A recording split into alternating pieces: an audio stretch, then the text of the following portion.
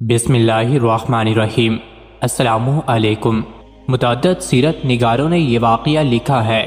کہ جنگ بدر میں جن 70 قیدیوں کو گرفتار کیا گیا تھا ان میں ابو عزا عمر بن عبداللہ بھی تھا جو کہ شاعر بھی تھا۔ یہ ایک محتاج شخص تھا اور کئی بچوں کا باپ بھی تھا۔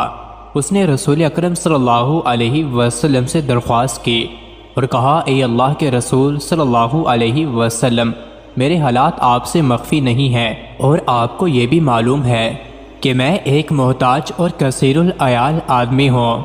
اس لیے میری درخواست ہے کہ آپ صلی اللہ علیہ وسلم مجھ پر احسان کریں اور مجھے رہا فرما دیں۔ نیز اس نے عرض کی کہ میں مسلمانوں کے مقابلے کے لیے اس لیے نکلا تھا کہ مجھے اپنے اہل و عیال کے لیے کچھ مال حاصل ہو جائے۔ جب اس نے منت سماجت کی تو رسول اکرم صلی اللہ علیہ وسلم نے اس کی محتاجی کو دیکھتے ہوئے اس کے لیے معافی کا پروانہ جاری کر دیا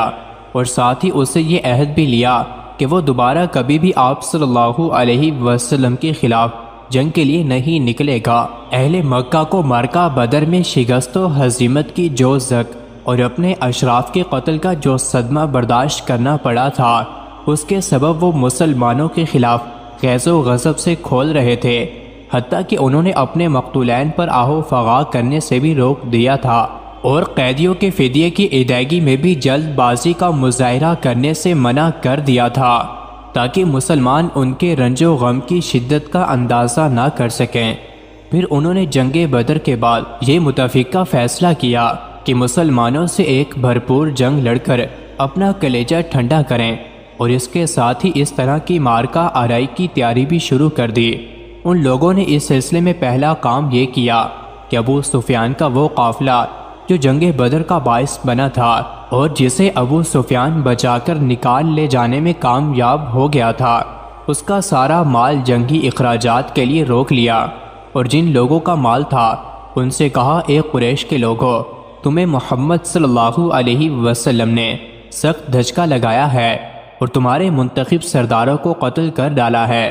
لہٰذا ان سے جنگ کرنے کے لیے اس مال کے ذریعے مدد کرو، ممکن ہے کہ ہم بدلہ چکا لیں۔ قریش کے لوگوں نے اسے منظور کر لیا،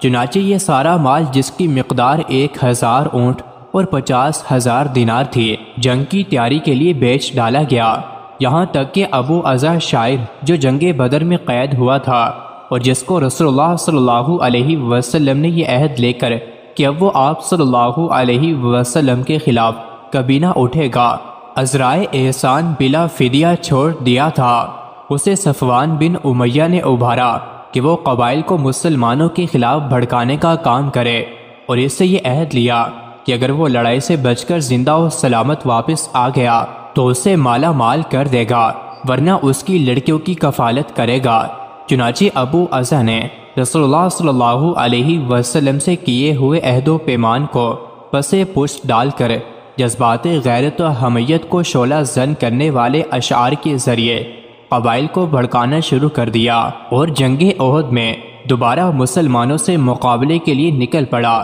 اس جنگ میں اس نے مشرکین کو رسول اکرم صلی اللہ علیہ وسلم کے خلاف خوب ابھارا اور اشعار کہے۔ اتفاق سے یہ جنگ احد میں بھی مسلمانوں کے ہتھے چڑھ گیا اور گرفتار کر لیا گیا۔ یہ عجیب اتفاق ہے کہ اس کے علاوہ کوئی بھی دوسرا مشرک غزوہ احد میں گرفتار نہیں ہوا۔ جب اس بدبخت کو اللہ کے رسول صلی اللہ علیہ وسلم کے سامنے پیش کیا گیا تو اس مرتبہ بھی وہ رسول اکرم صلی اللہ علیہ وسلم سے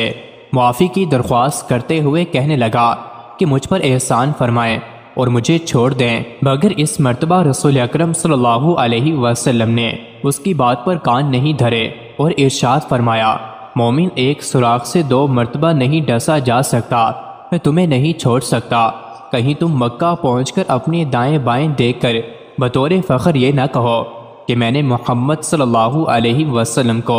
2 مرتبہ دھوکہ دیا ہے۔ پھر آپ صلی اللہ علیہ وسلم کے حکم سے اس کی گردن اڑا دی گئی۔ مزید ایسی ہی ویڈیوز کے لیے چینل کو ضرور سبسکرائب کریں۔